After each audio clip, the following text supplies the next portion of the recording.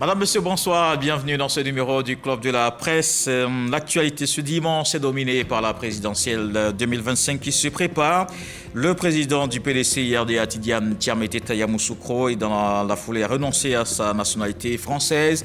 De leur côté, Gbagbo et Bion en meeting, Marcory, Yopougon, des commentaires et analyses tout comme sur la situation en RDC. Quels sont les risques de généralisation du conflit? Pour en parler, nos débatteurs de ce soir. Félix Boni, bonsoir. Bonsoir, docteur Kolo. Bienvenue, Félix Boni. Nous souhaitons également la bienvenue à Alafé Wakili. Bonsoir, Alafé. Bonsoir, Kolo.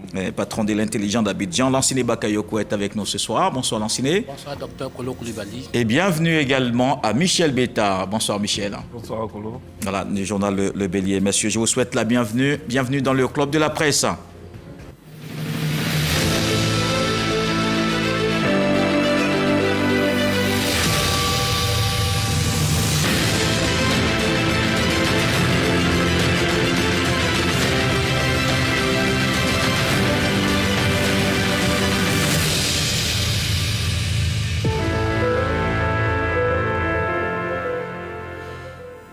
Une semaine animée sur le plan politique des acteurs de l'opposition sur le terrain. Yamoussoukro, Marcory, Yopougon, Devisoyo fait le tour. À un peu plus de 8 mois de la présidentielle d'octobre 2025, les formations politiques mobilisent leurs troupes. Le PPACI de Laurent Gbagbo fait du porte-à-porte à travers une opération baptisée le Kokoko. Après Adjamé Village, hier samedi 8 février, cadres, militants et sympathisants, guidés par l'ex-président de la République, ont animé un meeting à Marcory résidentiel. Un meeting à double enjeu. Mobiliser les militants pour obtenir son inscription sur la liste électorale et préparer le terrain pour la victoire à la présidentielle prochaine. Au PDCI RDA, l'enjeu est également double. Préparation de la convention qui désignera le candidat du parti et également préparer le terrain pour la victoire du parti au scrutin présidentiel d'octobre 2025. À ce niveau, Tidiane Thiam et Jean-Luc Bion sont les principaux protagonistes. Le délégué départemental de Dabakala, candidat déclaré à la présidentielle d'octobre 2025, donne le ton. L'ancien ministre du Commerce a tenu un meeting hier samedi 8 février à la place CP1 de Yopougon. Objectif, rallier les militants du parti à sa cause. Dans une semaine, ce sera au tour de Tidiane Thiam, président du parti, qui vient de renoncer à sa nationalité française, de s'adresser aux militants du PDCI RDA dans cette même commune, précisément à la place Figayo.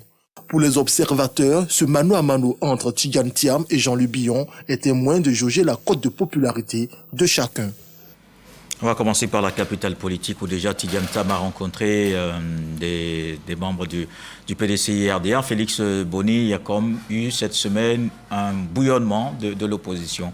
Quel est votre commentaire? Oui, effectivement, un bouillonnement de l'opposition, en commençant par la capitale politique, comme tu viens de le dire. À Yamoussoukro, j'ai suivi une cérémonie qui a duré à peu près 3 heures du temps, mais de tous ces 3 heures du temps, j'ai senti que les militants, en tout cas ceux qui étaient en face, attendaient quelque chose de bien précis. Et cette chose s'est déroulée en 5 minutes, notamment des explications sur le dépôt de ce dossier de renonciation à sa nationalité par leur président, qui a tenté de plus ou moins s'expliquer. Et je voyais un public quand même un peu inquiet parce que ces propos qu'il a tenus ont réellement suscité de l'enthousiasme dans la salle, ce qui montre que les militants qui sont encore avec le président Tidiane Thiam sont toujours inquiets par rapport à cette question, parce que c'est une procédure qui vient d'entamer. Et selon les dispositions qu'on voit, qu'on a plus ou moins visitées, parce que j'ai pris le temps toute la nuit de regarder, c'est une procédure qui peut prendre un certain temps. Là où dans 4 à 5 mois exactement, parce que fin juillet, la candidature devrait être déjà déposée, il va falloir déposer sa candidature. Là où dans 3 mois ou 4 mois, peut-être éventuellement, le PDC va faire sa convention. Là où le bureau politique est annoncé pour le début du mois d'avril, est-ce qu'un bureau politique va pouvoir se tenir dans ce contexte et que le président du PDC aura à remplir toutes les conditions pour convaincre les militants qui sera effectivement éligible en 2025? La question se pose, et surtout la grande question, est-ce cela qui a retardé ou qui retarde éventuellement la fixation d'une date pour la convention du PDCI-RDA? Est-ce qu'on n'a pas menti trop tôt aux militants du PDCI-RDA, parce que depuis tout ce temps, ça aurait pu être dit ouvertement, là où le porte-parole, les compagnons directs, le juriste maison, Tout le monde a dit non, il n'a pas de souci d'éligibilité, il n'a pas de problème, c'est un Ivoirien exclusif. Et même là, on découvre que ce n'est pas un Ivoirien exclusif.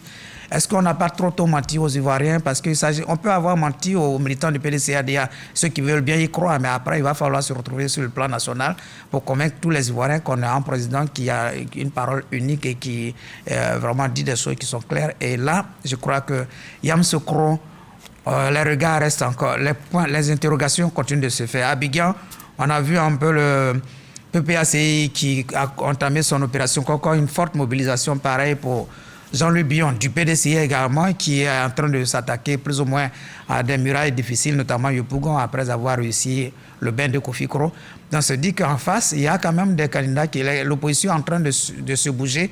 Mais pour l'instant, le gros point d'interrogation, quelle opposition dans une certaine stratégie face au pouvoir, il ne voit pas de cohésion entre les acteurs de cette opposition. Et cela sonne vraiment un avenir peut-être un peu difficile. Elle a fait Wakili, ce dossier de nationalité française, est-ce que ça va impacter la vie du PDCI RDA?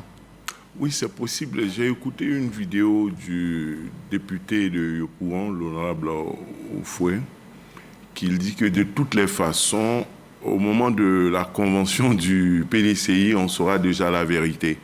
C'est-à-dire, on a un bureau politique en avril qui va arrêter la date de la convention peut-être en mai ou en juin, je ne sais pas, donc dans 4 ou 5 mois. C'est-à-dire au moment où M. Tidjane Thiam va déposer sa candidature à la convention du PDCI, il doit en principe être exclusivement ivoirien. C'est-à-dire que son décret ou tout document en dehors de sa propre démarche, tout document opposable au Conseil constitutionnel ivoirien doit être disponible à cette date.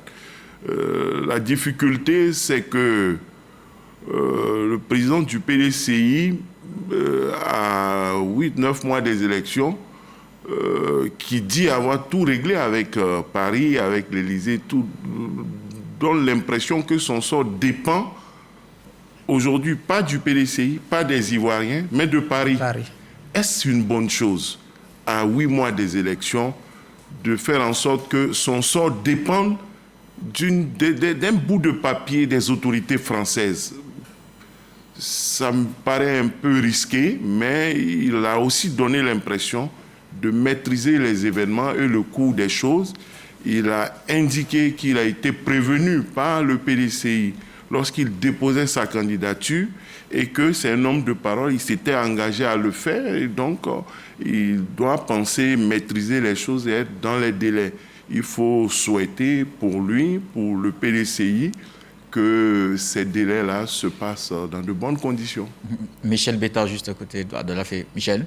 Oui, bon, s'agissant des différents meetings qui se sont déroulés sur le territoire, on a eu le meeting de Laurent Gbagbo qui s'est encore attaqué à son éligibilité, à son inscription sur la liste électorale. Et je pense que c'est un problème important.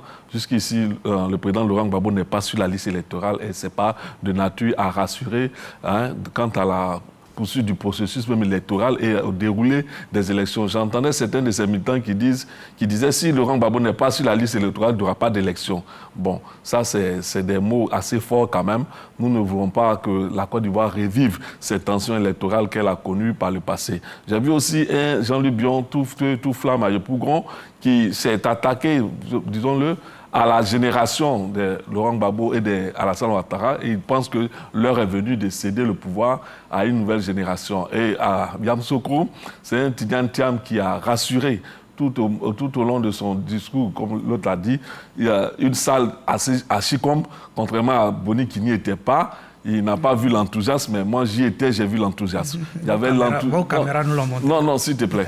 J'y étais dans la salle, j'ai vu l'enthousiasme des militants qui, ma foi, ont été convaincus du discours de leur président, qui a rassuré encore. Parce que moi, j'ai vu dans les propos du président quelqu'un qui veut être honnête avec les populations, honnête avec les Ivoiriens. Vous savez, souvent quand on parle de ces choses-là, les uns les autres ont tendance à vouloir minimiser ça. Parce que, en fait, parlant de nationalité dans ce pays, on a collé des nationalités à d'autres personnes. Aujourd'hui, on se demande où sont ces nationalités-là. Parce que personne n'a dit ouvertement alors qu'on connaît tous les tenants, tous les aboutissants. Personne n'a dit, j'ai renoncé à telle nationalité, alors qu'on leur connaissait d'autres nationalités. Aujourd'hui, le président du PDCI a usé d'un langage de franchise. Et ça, moi, je veux saluer cela, d'honnêteté. J'ai la nationalité française, je renonce à ma nationalité, je dépose les documents pour y renoncer.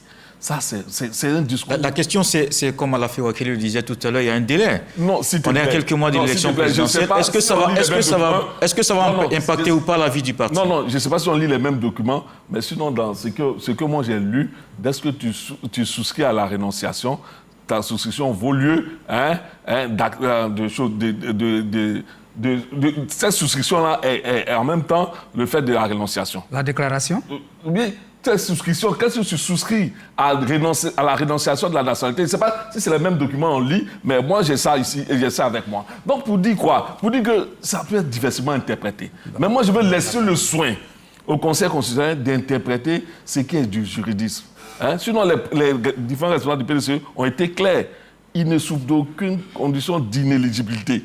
Parce que c'est ça aussi. Ça dit, en fait, les gens ont vite fait de faire des amalgames autour du discours du porte-parole du PDCI, du responsable juridique du PDCI. Ils ne souffrent d'aucune condition d'inéligibilité. C'est pour dire que tout ce qui va être fait pour qu'il soit éligible sera fait et il sera éligible. C'est ce qu'il faut comprendre. Donc, je vais finir par là. Je vais finir par dire que dans le discours il était face aux enseignants. C'est ce qu'il ne faut pas oublier. Il était face aux enseignants et ce qu'il a dit, quelque chose qui est important, mettre l'enseignement au cœur du développement de la Côte d'Ivoire. Et il a comparé, on peut prendre des exemples tels que Singapour, qui sont un maillon essentiel. Si aujourd'hui la Côte d'Ivoire doit retrouver sa place de leader, même dans la sous-région, même dans le monde, il faut que l'enseignement soit au cœur. Et il a dit. D'accord. L'enseignant Bakayoko. Bon, moi j'ai constaté les meetings qui se sont déroulés dans les différentes communes. Mais pour moi, l'actualité reste la question de la renonciation à la nationalité française du président Tidjane Thiam. D'autant que Laurent Gbagbo en a parlé à Makori, même s'il n'a pas cité directement le nom de Tidjane Thiam. Jean-Luc Bion également en a fait cas et Tidjane Thiam lui-même a fait allusion à ça à Yamoussoukro. Donc pour moi, l'actualité majeure, ça reste la problématique de la renonciation à la nationalité ivoirienne. Qu'est-ce que vous en pensez? Alors moi, je pense que Tidjane Thiam tente de banaliser une affaire qui risque de lui créer beaucoup de problèmes. Parce que, d'abord, sur le plan moral, ça veut dire qu'il a mis la Côte d'Ivoire en option. C'est-à-dire que la Côte d'Ivoire devient une deuxième option. Or, la Côte d'Ivoire devait être la priorité absolue, je dis bien absolue, de tous ceux qui veulent postuler à la présidence de la République. Mais là, on voit que Tidjane Thiam a longtemps hésité et aujourd'hui, il a décidé de renoncer. C'est comme si c'était une démarche opportuniste. Et moi, je trouve ça fatalement rédhibitoire.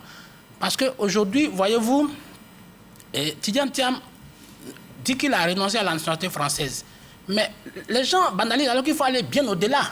En réalité, Tidjane Thiam est aujourd'hui dans une situation, une position d'apatridie. C'est ça la réalité. Parce que la législation ivoirienne ne reconnaît pas la double nationalité. La législation française reconnaît la double nationalité. Ça veut dire qu'en France, si vous vous promenez et qu'on vous demande votre carte d'identité, que vous brandissez la carte nationale d'identité française, en réalité, si on vous fouille et qu'on trouve une autre pièce d'identité d'un autre pays, ça ne pose pas de problème en France. Mais en Côte d'Ivoire, si on vous rafle, qu'on voit, vous dites que vous êtes ivoirien, on voit la carte nationale d'identité de la Côte d'Ivoire avec vous, si on découvre une autre carte d'identité dans votre poche, vous êtes en infraction. Ça veut dire qu'à partir du moment où Tidjane Thiam est devenu français, de facto, il renonce à la nationalité ivoirienne. C'est-à-dire qu'il cesse d'être ivoirien. Voilà la réalité. Ce n'est pas du juridisme, mais dès lors que tu prends une nationalité autre que la nationalité ivoirienne, ça veut dire que tu renonces de facto. Donc si on veut rester dans le juridisme, dans le principe même, ça veut dire que Tidjane Thiam doit introduire une nouvelle demande de nationalité aux autorités ivoiriennes. C'est-à-dire dire, je suis français, comme tout le monde, un Malien, un Congolais pourrait venir dire, bon, je postule à la nationalité ivoirienne et les autorités vont apprécier, ils vont analyser pour vérifier quoi? Ta présence, ta loyauté, ton attachement, ton patriotisme. avant de donner cette nationalité. Or, sur ces chantiers aujourd'hui, à mon avis, Tidiane Thiam ne s'est pas montré particulièrement compatissant avec la Côte d'Ivoire pour qu'on puisse le récompenser pour sa loyauté. Parce que quand Laurent Gbagbo et Guillaume Soro ont rendu la Côte d'Ivoire malade entre 2002 et 2010, et que tous les fils ivoiriens étaient en train de courir au chevet de la Côte d'Ivoire, le président Tidiane Thiam a fait preuve d'un absentéisme, ou j'allais dire même d'une indifférence, qui montre qu'il n'a pas d'attachement, n'a pas de loyauté vis-à-vis de la Côte d'Ivoire. Donc, cela pour dire quoi? Pour dire que nous avons toujours dit, et je pense que les gens ont fait la sourde oreille, mais aujourd'hui, cet autisme-là, aujourd'hui, nous avons dit que le congrès qui a eu lieu en 2023 n'en était pas un, celui qui a porté Tidiane Thiam à la tête. Parce que tous les tests ont été, si vous voulez, piétinés. Parce que je ne sais pas avec quel cas d'identité, avec quelle pièce Tidiane Thiam a pu constituer ce dossier pour être le président du PDCI RDA. Parce que la question de la nationalité fait partie. Surtout que, le professeur Maurice Kakou Dikawe, on lui a dit qu'il pourrait être sous contrôle judiciaire, il pourrait éventuellement, et donc sur cette base, alors que Tidiane Thiam n'avait même pas la carte d'identité dans ses dossiers. Il n'avait pas de carte d'identité dans ses dossiers. Et on l'a, je termine par là. Terminé, à la fin, il va réagir. Il n'avait pas la carte d'identité dans ses dossiers. Et donc je vois, malgré tout ça, les gens ont fait preuve, soit ils ont corrompu le fichier, ou ils ont corrompu le processus électoral pour pouvoir l'intégrer. En principe, il ne doit même pas être sur la liste électorale. S'il te plaît, en principe, il ne doit même pas être sur la liste électorale. S'il te plaît, je termine. Terminez rapidement, s'il vous plaît. Il ne doit pas être sur la liste électorale même de la CEI. Parce qu'avec quel pied, il n'a pas la carte d'identité ivoirienne normalement. Et donc c'est les choses qu'il faut pouvoir clarifier. D'accord. Et les Ivoiriens attendent beaucoup plus, peut-être ils ont plus d'informations, mais je constate que c'est tout l'échafaudage institutionnel du PDCI qui s'écroule aujourd'hui, parce qu'ils ont un président qui n'aurait pas dû être président, et c'est une élection qui doit être reprise, et je vois toute la légitimité de la démarche du président Jean-Luc. À la fin maintenant. Relativement à ce que Michel Bitta a dit, il a lui-même précisé que le Conseil constitutionnel en dernier ressort va évoquer la question, mais il se trouve que depuis toujours, tout le monde, aussi bien au PDCI ou ailleurs, donne son avis sur l'éligibilité des uns et des autres. Donc c'est ce débat qu'on continue avec effectivement la possibilité pour le Conseil constitutionnel en dernier ressort de dire ce qu'il en est. Ce que je veux noter, c'est que dans ces conditions-là, à l'époque, les gens se sont contentés, il me semble, le Conseil constitutionnel, de ce qu'on appelle une déclaration sur l'honneur. Et le PDCI aussi s'en était contenté en 2020. Et 2025, ce sera la deuxième application de cette disposition de la Constitution qui demande d'être exclusivement des nationalités ivoiriennes. C'est une disposition nouvelle introduite dans la Constitution en 2016. La première application a eu lieu en 2020. Elle a consisté en une déclaration sur l'honneur indiquant que l'on est exclusivement de nationalité ivoirienne et que l'on n'a pas une autre nationalité. Si par le passé, la déclaration sur l'honneur a suffi au niveau peut-être de la CI, du Conseil constitutionnel et même du PDCI pour recueillir les candidatures, il est évident que, eu égard aux expériences qui se sont passées dans d'autres pays, notamment au Sénégal, et avec ce qui se passe, la déclaration sur l'honneur ne suffira pas. La demande de rénonciation à la nationalité française qui a été déposée le 7 février ne suffira pas. Il faudra certainement ajouter un document venant de la France confirmant que cette rénonciation est effective et que le président Tidiane Thiam ne pourra plus jamais, au cas où il est élu président, utiliser la nationalité française, bénéficier de la nationalité française. Il faut un document de la France. C'est ça, aujourd'hui, la réalité. 1. Et 2, relativement à ce que aussi dit Lassine, je ne veux pas entrer dans les détails sur les questions des nationalités, je veux simplement faire une observation pour dire que oui, c'est vrai. Lorsque le congrès du PDCI a pris une résolution qui d'ailleurs est rejetée désormais pour dire d'aller à la Convention, lorsque le congrès du PDCI prend une résolution pour demander au président Tidiane Thiam d'être candidat à l'élection présidentielle, il me semble que ce même congrès devrait, alors qu'il s'est engagé devant le comité d'organisation à renoncer, avant de prendre une résolution pour dire que M. Thiam est le candidat, de mon point de vue, le congrès devrait s'assurer de la réalisation de cette promesse-là, de la réalisation de ce qu'il était exclusivement ivoirien et non de ce que ce sera fait dans le futur et à partir du 7 février 2025. À ce niveau-là, il y a eu une promesse en privé dont le Congrès n'a pas été saisi parce que ça n'a pas été un débat public. Merci. Ça n'a pas été un débat public au Congrès. Le Congrès du PDCI n'est pas informé que le comité d'organisation du Congrès a posé la question au président Thiam et que le président Thiam s'est engagé à régler la question. Donc, au moment où le Congrès désigne M. Thiam, le propose comme le candidat du PDCI à l'élection présidentielle, les militants ne sont pas informés d'une part de ce qu'il n'est pas exclusivement ivoirien, ou d'autre part, s'ils sont informés qu'il ne l'est pas, de ce qu'il a été prévenu et de son engagement à régler la question le moment venu. Félix Boni. Ben, je saisis au bon la chute de l'affaire parce que c'est ce que je voulais dire. Je crois bien que si le Congrès et les congressistes avaient ces détails sur le cas actuel que pose la candidature de Tidiane Thiam, je ne crois pas que ces congressistes auraient voté à 94 ou combien de pourcents. Tidiane Thiam aurait choisi comme président du PDCI-RDA une personnalité dont le cas est hypothétique. Je pense qu'on a trompé les militants du PDCI-RDA. Et d'ailleurs, aujourd'hui, les militants du PDCI-RDA sont dans l'inquiétude. Et il faut le reconnaître, ils sont dans l'inquiétude. On a vu plein de réactions d'ailleurs sur les réseaux sociaux. Beta, c'est vrai, il était à Yamoussoukro, mais vos caméras l'ont montré. On a vu des visages timorés dans la salle, des gens qui n'attendaient que ça. Et même quand bien qu'il a parlé pendant les 5 minutes, il n'y a pas eu de hurrah ou d'enthousiasme, ce qui montre quelque part que même ses propos n'ont pas convaincu. Tu parles de franchise, mais cette franchise a manqué depuis le départ. Lui-même, dans ses propos hier pendant les 5 minutes, a dit que depuis 2023, il avait déjà on lui avait posé la question. Mais de 2023 jusqu'en février, 7 février 2025, qu'est-ce qu'il attendait pour introduire cette disposition? Qu'est-ce qu'il attendait pour y aller? Il a dit on a engagé des négociations. Il n'y a pas de négociations. Monsieur Beta, on est en face des Ivoiriens, ne mentons pas au public. Aujourd'hui, en France ou en Europe, tout est sur Internet et nul n'est censé ignorer quoi que ce soit. J'invite les Ivoiriens à aller sur les sites du ministère de l'Intérieur français. Quand vous tapez, vous êtes là et toutes les dispositions sont là. Et d'ailleurs, même la demande peut se faire en ligne.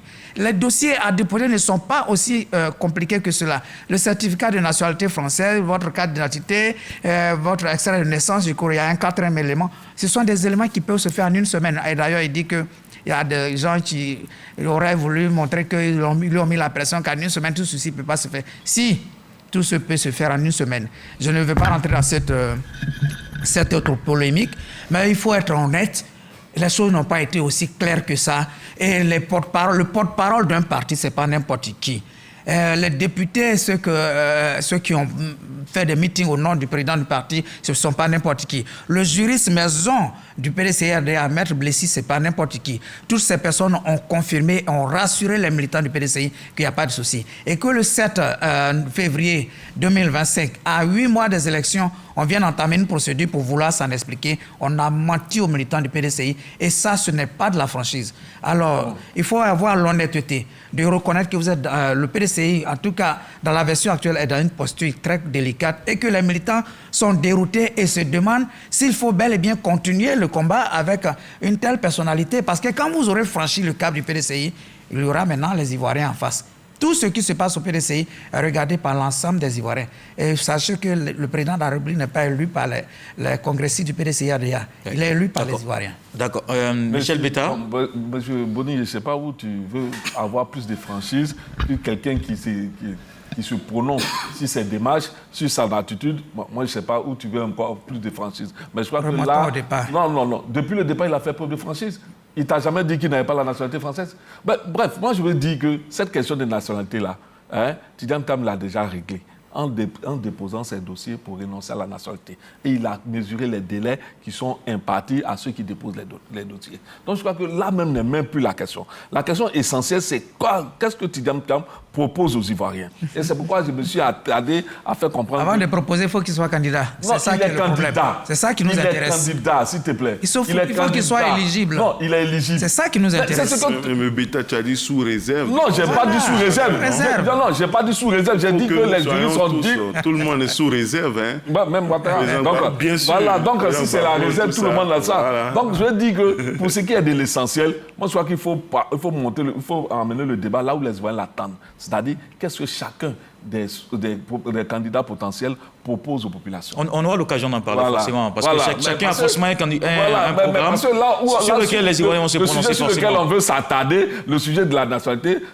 Tidiane Thiam a déposé ses dossiers et il a même dit, j'ai déposé les dossiers et c'est comme, il a dit, les 5 minutes, ce qu'il n'a pas dit, ce que Boni refuse de dire, c'est qu'il a dit que pendant les 5 minutes, il a dit que l'ambassade est comme un coussier à la poste. On dépose et ça se fait. Donc, ce n'est pas des choses qui... C'est parce que les tests que j'ai lus sur le site du ministère de l'Intérieur disent. Mais l'ambassade, tu déposes, mais ça va ils vont statuer sur le dossier. Et le délai, ce n'est pas lui qui impose les délais. Non, s'il te plaît. C'est pas Tidiane qui impose les délais. Alafé l'a dit tantôt, aujourd'hui, il est lié à la France. Il n'est pas lié à la France. C'est des choses administratives. Pourquoi tu veux que ce soit lié? Ce n'est pas qu'administratif, c'est un volet judiciaire. Parce que la France, excusez, je te rappelle, je vais te dire quelque chose. Quand ils vont statuer sur ce dossier, ils vont essayer de voir s'il n'est pas en train de fuir, par exemple, les impôts français. Il y a tout un ensemble de procédures, il y a des enquêtes, il y a des éléments préalables qui vont être pris en compte avant d'accepter. Et c'est écrit noir sur blanc. C'est écrit noir sur blanc. C'est écrit noir sur blanc.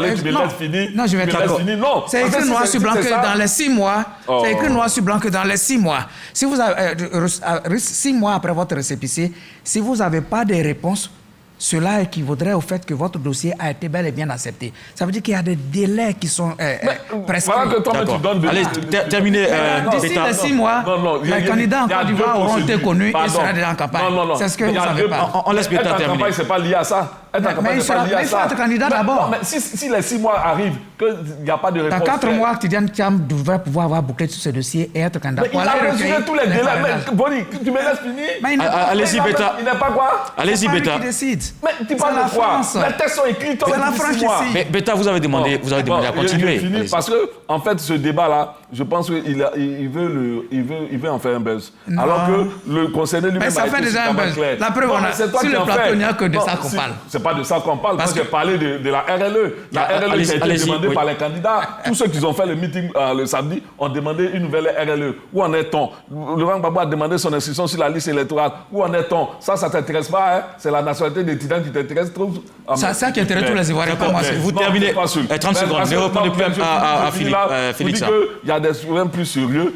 Aujourd'hui, nous partons à un processus électoral où il ne faut pas se le leurrer. Le président de la CEI refuse de faire la révision de la liste électorale avant les élections. Et ça, moi, je pense que ça nécessite un dialogue politique pour qu'on y arrive. Parce que je ne comprenais pas pourquoi on voudrait faire les élections, la révision après les élections présidentielles. À quoi ça servirait? Parce qu'on a déjà parlé plusieurs fois de la révision de la liste électorale ici au Club de la Presse. Le discours, c'est le discours que les tenants du meeting, des différents meetings ont tenu. C'est pourquoi je le rappelle et c'est important. D'accord. L'ancien Bakayoko. J'ai entendu Michel Beta parler de révision de la liste électorale. Si on veut être rigoureux, normalement, au moment du contentieux, le président Tidiane Thiam doit être retiré de la liste électorale. Il va le faire. Tu as l'occasion de le faire. Non, si on veut être rigoureux, tu as l'occasion de le faire. Il doit être retiré de la liste électorale. Avec une nationalité, c'est inscrit. Parce que c'est un Français qui s'est introduit sur la liste électorale de Côte d'Ivoire. Et donc, si un citoyen ivoirien... Déplacer le débat. S'il te plaît, si un citoyen ivoirien peut intenter... Peut-être un procès même contre le président Tidiane Thiam pour lui demander de justifier de sa nationalité ivoirienne.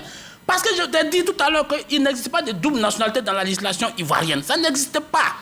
Dès lors que tu prends une nationalité autre que celle de la Côte d'Ivoire, automatiquement tu es délesté de la nationalité ivoirienne. Donc moi je me demande comment est-ce qu'il a fait Où est-ce qu'il a enlevé cette carte d'identité? Peut-être la carte d'identité d'avant 1999. Le certificat de nationalité. Le certificat de nationalité, où est-ce qu'il a enlevé ça pour pouvoir s'inscrire? Donc il y a un soupçon de faux dans cette affaire. C'est clair. Il y a un soupçon de faux dont la justice normale devait se saisir, ou à la limite, la commission électorale doit se saisir pour clarifier. Beta peut nous en dire. Peut-être Beta peut nous en dire davantage. Non, avant que Beta ne réagisse. Ce que je vais dire. Donc vous inventez des choses, PDCI, vous les donnez à quelqu'un. Bon, moi plaît. je vous écoute, c'est tout. Le PDCI RDA peut accepter qu'on maille sur ses thèses, Kobli Boni et ses amis peuvent tout faire pour que Tidjane Thiam soit imposé, mais ils ne peuvent pas s'imposer à la Côte d'Ivoire. Parce que nous, souvent de fois on a parlé de ces questions ici, tu as dit c'est une question interne au PDCI et vous n'avez rien à y avoir. Bon, maintenant, l'affaire sort de la maison du PDCI, ça devient maintenant une affaire nationale. Et là, tu ne peux pas nous priver de nous prononcer sur quelqu'un qui veut nous gouverner alors qu'il n'a pas rempli tous les paramètres d'éligibilité. Et ça, c'est aujourd'hui évident. Et quand Félix parle de délai, effectivement, il y a un délai. Puis, il ne faut pas croire que ça va de soi, parce que la République française peut décider de refuser sa rénonciation. Et même si par extraordinaire, les Français acceptaient qu'il ne soit plus national de chez eux, il va vers où? Peut-être il va devenir... Il doit être réintégré par un décret de la Côte d'Ivoire. Non, il doit faire une nouvelle demande de nationalité. Ouais, bon, d'accord. Ça, vous l'avez déjà dit, Lanciné. On va laisser. J'ai un ami angolais actuellement qui veut devenir ivoirien et je lui ai montré les procédures pour devenir ivoirien. Je pense que je conseillerais la même démarche au président Tidjane Thiam et auprès des autorités ivoiriennes qui vont examiner, qui vont apprécier. Et ça, c'est quelque chose qu'on ne peut pas nous empêcher de dire ça. Il y a surtout cette réaction de l'opposition, notamment du président du PPACI, Laurent Gbagbo, sur la question qui était en meeting à Makori. Ouais. Cette opposition qui peut-être devrait peut-être s'unir parce qu'il n'y a plus vraiment le temps. Est-ce que ça fragilise un peu les choses? Oui, je sais qu'il y a les jeunes députés qui ont essayé de se parler, qui ont essayé d'apaiser les choses. Ils prennent des initiatives se prennent, mais nous tous savons que c'est au niveau des leaders que les choses se règlent. Mais pour l'instant, entre le président Gbagbo et le président du PDCRDA, Tidjane Thiam, apparemment, il semble que ce n'est pas le grand amour. Bien sûr, le PPACI et certains communicants du PPACI disent que le président Gbagbo ne passe pas par 4 chemins pour parler des gens, que lorsqu'il veut parler des gens, il les cite. Mais je crois qu'il a répondu à Adjoumani sans dire le nom d'Adjoumani. Je crois qu'il a répondu, il a parlé du ministre Cissé Ibrahim Bakongo sans citer son nom. Donc, si on lui permet de dire, quelqu'un a dit, j'ai dit Digba, je ne dois pas parler comme ça, je parle la langue, le langage de mon peuple, il répond à Adjoumani.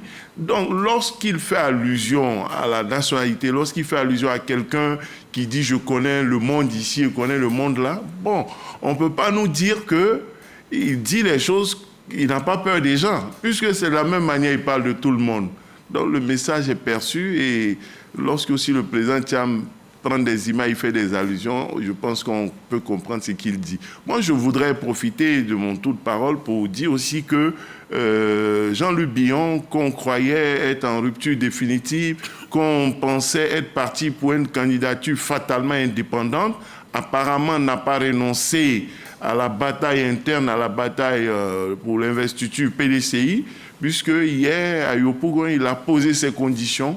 Il a demandé une convention ouverte et transparente. Ça veut dire que le comité, lors du bureau politique, même s'il n'est pas présent, bon, même si ses partisans ne font pas du bruit, il souhaite qu'il soit mis en place un comité d'organisation qui tienne compte des tendances, qui tienne compte des velléités des candidatures, de sorte que lui, il ait des représentants dans le comité d'organisation de la convention pour s'assurer de la transparence. Je pense que la transparence qui est demandée au niveau de la CI par tous les partis politiques et les citoyens doit être une transparence qui commence dans aussi les partis politiques à l'occasion des débats internes. S'agissant de la révision de la liste électorale, j'attends peut-être un prochain tour de parole pour donner un avis détaillé là-dessus. Moi, je dis d'abord, il faut peut-être sur la question éviter d'individualiser les choses, de personnaliser. Est-ce le président de la CI qui refuse la révision de la liste électorale? Il me semble qu'ils sont 18 membres. La CI refuse. La CI est une institution dans laquelle il y a des membres. Ils sont 18. Est-ce que le président de la CI peut se lever s'ils ont fait une réunion pour décider, par exemple, la majorité, pour dire on fait révision. Le président de la CP se lève pour dire il ne veut pas révision. Non, la majorité, là, c'est pas, entre guillemets, comme me permettre le mot, comme me permettre le mot, c'est pas des moutons. On a une majorité, on dit on fait révision. Et puis le président se lève, il dit je ne fais pas révision. Ce n'est pas possible. Ils sont où, cette majorité dans la CI? Donc, je voulais faire cette précision, et ensuite dire que la loi impose un certain nombre de choses. La loi ne fixe pas de délai ou de période. Les uns estiment que c'est pertinent de le faire avant l'élection. S'ils n'ont pas pu convaincre, le débat se fait, mais on a souvent la réalité, les impressions qu'on a, c'est que ceux qui ont leur point de vue pensent qu'eux, ils détiennent la vérité absolue. Leur lecture de la Constitution, là, c'est la meilleure. Quand quelqu'un d'autre vient dire quelque chose de contraire, il dit non, c'est invendu. Quand quelqu'un explique une version contraire, ils disent non, c'est eux qui connaissent mieux le droit, c'est eux qui connaissent mieux la Constitution. Aujourd'hui, c'est eux qui connaissent mieux les bonnes manières d'appliquer le code électoral plus que tout le monde. On ne peut pas leur dire que non, on peut faire ça à une autre période, on peut faire ceci. Donc, ils deviennent des experts, ils disqualifient ceux qui ne sont pas d'accord avec eux. Je pense qu'il est important, de la même manière qu'on demande de la mesure concernant la question du président Thiam d'aller à l'essentiel, il est aussi possible, sur la question de la révision de la liste électorale, sur la question de la CEI, d'avoir de la mesure, de la modération et d'éviter les jugements radicaux et les jugements excessifs. Ouais. Sur le cas Bion, vous n'avez pas encore réagi. Vous avez parlé de Tidjane Thiam, vous avez parlé de Laurent Gbagbo, Michel Bétain. J'ai dit que Bion a dit clairement que pour lui, il est temps maintenant que Laurent Gbagbo et Alassane Ouattara s'y retirent, que c'est le temps de la nouvelle génération. Donc je pense qu'il est dans une dynamique qui s'explique aisément. Puisque aujourd'hui, tout le monde est unanime que Ouattara a eu son temps, 15 ans jusqu'à faire 20 ans au pouvoir, c'est assez. Laurent Gbagbo a eu un temps quand même de gouvernance, 10 ans, et aujourd'hui, pour beaucoup, cette tranche d'âge-là doit pouvoir céder la place à la nouvelle génération, comme Ouattara l'a souhaité. Donc moi, je pense qu'aujourd'hui, Bion est dans une dynamique qui, ma foi, est engageante, c'est-à-dire qu'elle peut entraîner certains changements au niveau de la classe politique.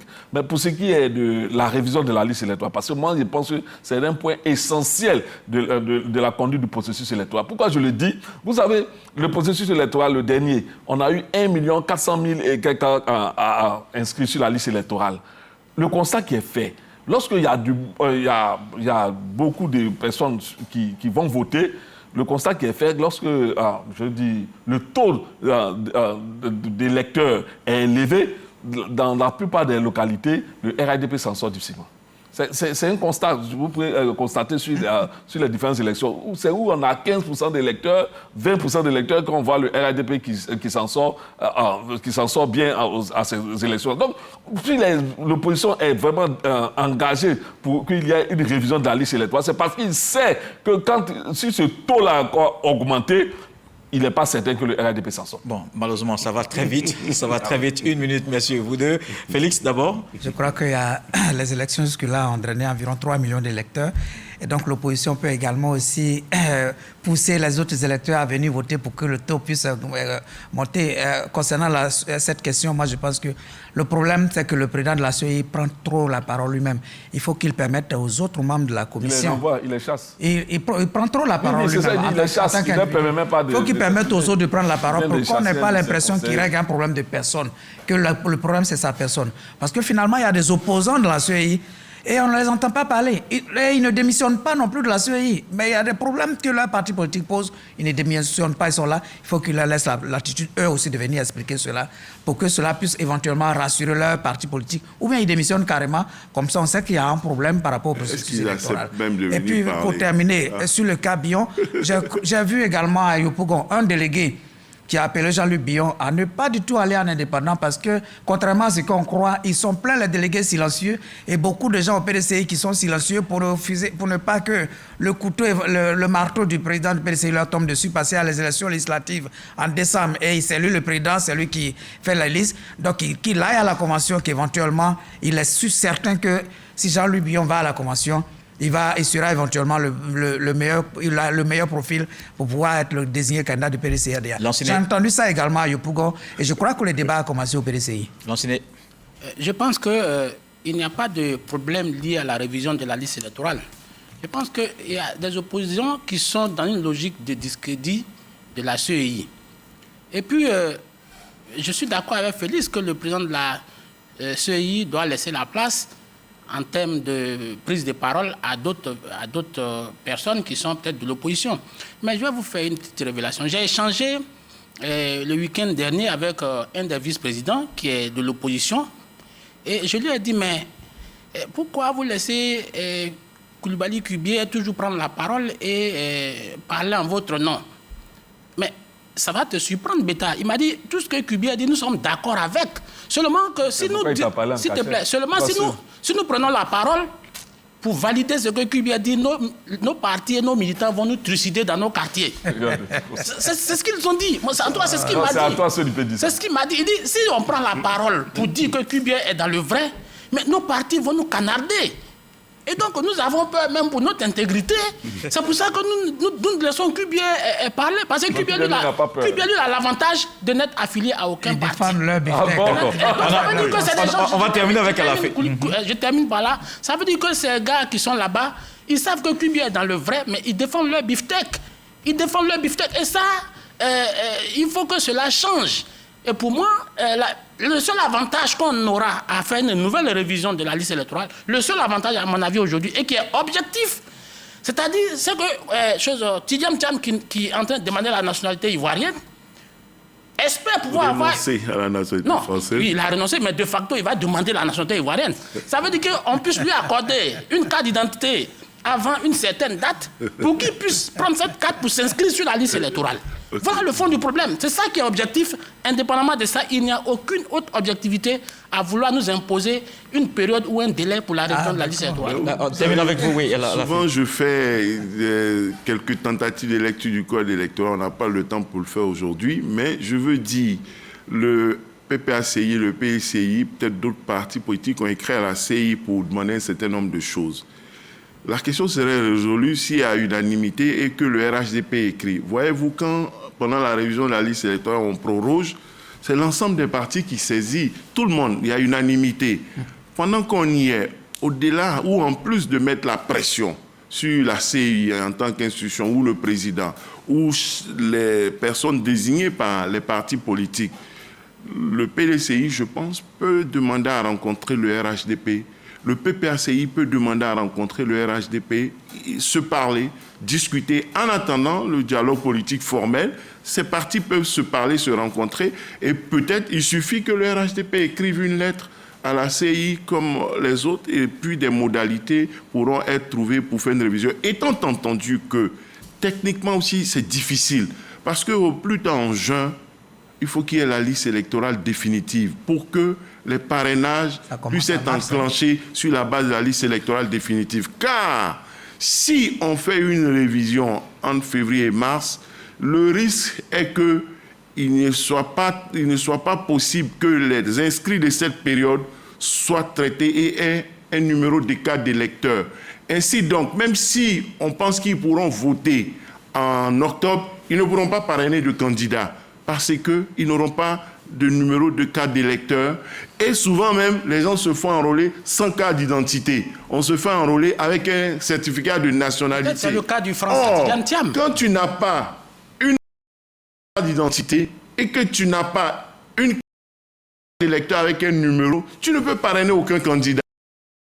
Bon, voilà le problème de se faire enrôler et de ne pas disposer d'une liste électorale provisoire et définitive avec disponibilité des cartes d'électeurs. Malheureusement, ce sera la dernière. Tu sais, sur ce point, je voulais te rassurer, cher confrère. Il faut je vais te rassurer. Puisque par le passé, ce qui s'est passé en 2020, très rapidement, les partis autour de la discussion sur le dialogue politique, ils ont convenu que la liste qui est maintenant disponible là soit celle qui serve au parrainage. Donc le parrainage, ça pose pas de problème. Ça pose pas de problème. Légalement et techniquement, la liste ancienne n'existe plus parce qu'il y a 900 000 nouveaux. Mais les 900 000, elle n'existe plus. Elle n'a on les traite maintenant. Mais les 900 000, maintenant on fait la nouvelle. L'ancienne n'existe plus et il n'y a pas de nouvelle. J'ai dit ça.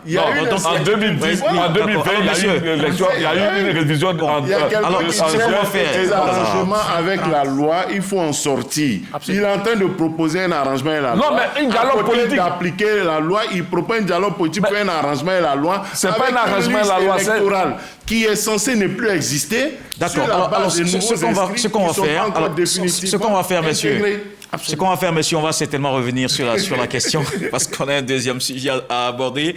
Évidemment, c'est vrai qu'on l'a fait la semaine dernière, mais on va revenir. Est-ce qu'il faut craindre vraiment une régionalisation du conflit en RDC? La SADC et la communauté de l'Afrique de l'Est demandent un cessez-le-feu immédiat et sans condition. On en parle avec David Soyo et on se retrouve juste après. 2900 morts, bilan provisoire de l'offensive du M23 dans la ville de Goma, à l'est de la République démocratique du Congo.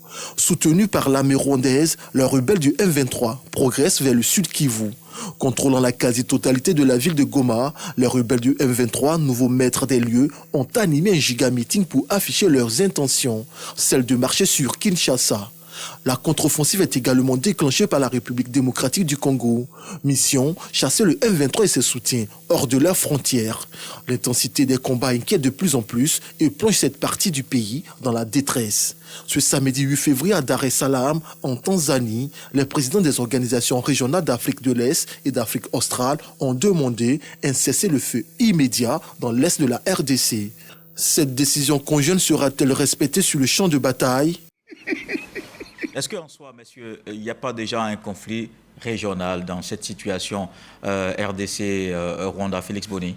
Évidemment, il y a un conflit c'est un conflit déjà régional, un conflit on a le RDC, le Rwanda, mais n'oublions pas l'Ouganda qui est juste à côté et le Burundi qui joue un double jeu, qui a envoyé vendredi des soldats à RDC également, qui les fait passer pour des soldats dans une certaine mission de lutte contre le terrorisme et qui en réalité participe réellement à tout. Je crois que le conflit s'est régionalisé.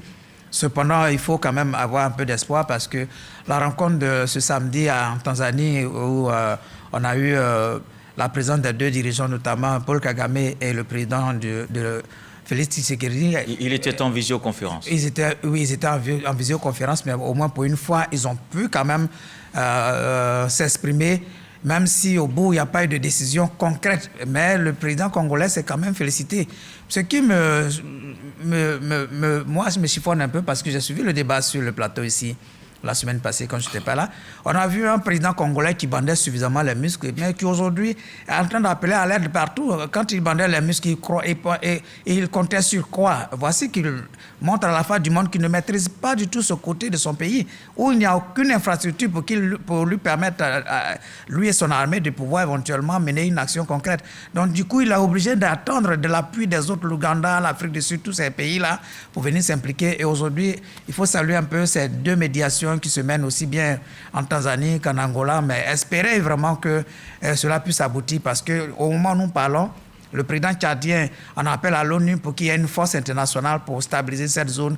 Et je crois que cette force tampon pourrait éventuellement jouer un grand rôle parce que s'il faut compter sur le RDC et les autres pays voisins, je crois que le conflit va continuer à aller sans cesse s'enflammant. L'ancien débat Kayeko. Moi, je pense que la RDC a un problème de leadership. Le leadership en RDC a un problème de vision. Parce que vous savez, c'est un pays qui est entouré par 9 pays. La RDC est frontalier avec 9 pays. Aujourd'hui, c'est un pays qui a 134 000 soldats, l'effectif de son armée. Le Rwanda n'a que 33 000. Et quand je vois cette grande RDC appeler à l'aide dans toute la région, moi, je trouve ça un peu gênant. À la limite, il aurait fallu une déclaration de guerre et aller elle-même éradiquer le M23, à la limite, aller envahir même la RDC, le Rwanda. Mais aujourd'hui, ce n'est pas le cas. Mais je crains qu'on ne revienne à la case départ. Parce que les pays qu'on appelle aujourd'hui à venir intervenir, ça ne sera pas sans contrepartie. Ça veut dire qu'on remet le problème. Si dans 10 ans, dans 15 ans, dans 25 ans, le Burundi aujourd'hui qui veut déployer près de 10 000 hommes en RDC, il y a un coût financier.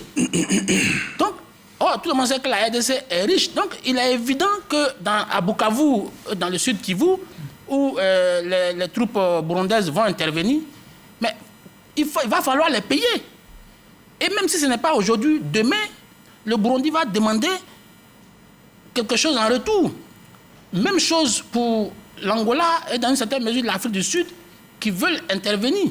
Bon, l'Ouganda, si l'Ouganda et le Rwanda aujourd'hui sont les bases arrières des rébellions, mais c'est justement parce que ces pays sont intervenus dans le cadre de l'AFDL qui a pris le pouvoir à Kinshasa avec Laurent Désiré Kabila et qui manifestement demande qu'ils soient rétribués à la mesure du travail qu'ils ont accompli. Et donc si aujourd'hui, Félix Tshisekedi Tshilombo en appelle encore à d'autres armées, il est évident que ces armées-là, plus tard, vont encore demander des rétributions. Et ça, ce n'est pas une bonne chose. Maintenant, dans le cas de Burundi, et je voudrais terminer par là, cette armée est le fruit aussi d'une rébellion. N'oubliez pas que le pouvoir burundais est issu d'une rébellion, le CNDD-FDD, qui était dirigé par Nkurunziza, dont aujourd'hui Evariste Ndayishimiye était le vice-président et qui a succédé aujourd'hui à Nkurunziza, à Pierre Nkurunziza. Donc, je veux dire que toute cette région-là, c'est une région de guerre permanente. Et pour moi, la RDC doit prendre ses responsabilités. Je pense qu'elle doit équiper son armée, bien traiter son armée. Figurez-vous que l'armée du Congo, il y a des soldats qui sont payés à 65 000 francs CFA, 90 000 francs CFA, pendant qu'on paye des mercenaires roumains à 3 millions, 4 millions par mois. Mais c'est surréaliste. Donc pour moi, la RDC doit éviter de sous-traiter sa défense, son outil de défense, prendre le taureau par les cornes et aller faire une déclaration solennelle de guerre au Rwanda, laisser les autres pays et aller directement aux besoins changer le régime à Kigali. Et la rencontre pourtant de Tanzanie, justement, veut aller à la paix, hein, c'est le fait immédiat, oui, mais ça, pour éviter l'escalade. On est en train de reporter les choses. Puis moi, je pense que ça, c'est une grosse humiliation pour la RDC. Tshilombo a dit qu'il ne va pas discuter avec le M23. Et là, il y a quelques jours, j'ai vu l'église congolaise et la société civile qui demandait à Félix Tshisekedi d'intégrer l'ensemble de la classe politique, y compris le M23, dans le dialogue politique. Et je pense que si Tshisekedi venait à accepter les conditions qui sont imposées aussi bien en interne qu'à Nairobi, je pense que ce serait un recul, ce serait une faiblesse de la part. C'est possible, Michel Bétain, un cessez-le-feu immédiat et surtout sans condition, comme l'a décidé le sommet? Non, ça, faut pas rêver. Hein, faut pas rêver. Moi, je dis, pendant qu'on est en train de débattre ici, la guerre continue là-bas et les gens sont en train de mourir. Pour moi, cette guerre-là, il ne faudrait pas qu'on la prenne au premier niveau. C'est les Africains qui sont engagés dans cette guerre-là, c'est vrai, mais on connaît les tenants économiques de cette guerre-là. Donc, il faut la regarder au-delà. Ceux qui en tirent parti, c'est les puissances étrangères. Aujourd'hui, même au sein de l'Union européenne, ils ont du mal même à prendre une décision claire face à cette crise-là. Il y en a de même des États-Unis. Aujourd'hui, moi, je crois que ce conflit-là nous interpelle tous.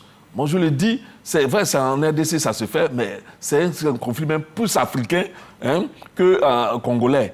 Contrairement à ce que mon co-débatteur Bakako dit, que Tshisekedi prenne les... Mais non, c'est que tu dois comprendre. C'est-à-dire les armes qui sont engagées en RDC là. C'est même pas les armes dont Tshisekedi dispose. C'est même pas les armes dont le Rwanda dispose. C'est des armes au point qu'aujourd'hui, M23, à la limite, M23, c'est quelle troupe? C'est une troupe de bigarrés.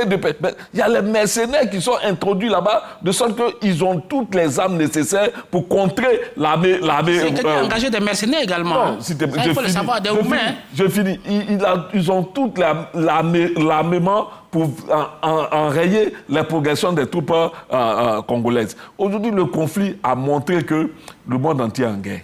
Le monde entier en guerre en RDC autour des intérêts de l'économie de ce pays-là. Et qu'est-ce que l'Afrique fait? Quelle décision l'Afrique fait? Il faut que l'Union africaine s'en mêle. Ça ne va pas rester au niveau seulement des pays de l'Afrique de l'Est ou de l'Afrique australe. Il faut que toute l'Afrique s'en mêle pour qu'une solution africaine soit trouvée à cette crise-là. Sinon, auquel cas, après la RDC, je ne sais pas qui sera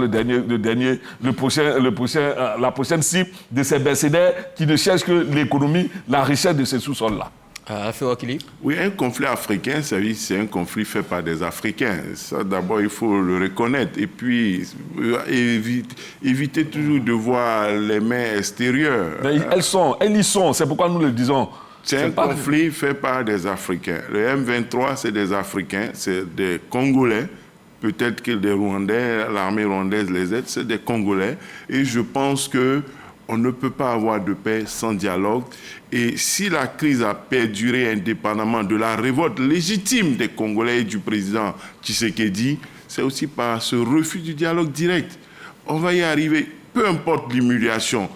La RDC a besoin de paix, la RDC a besoin de stabilité. Il faut payer le prix de la paix, il faut s'humilier et laisser les états d'âme.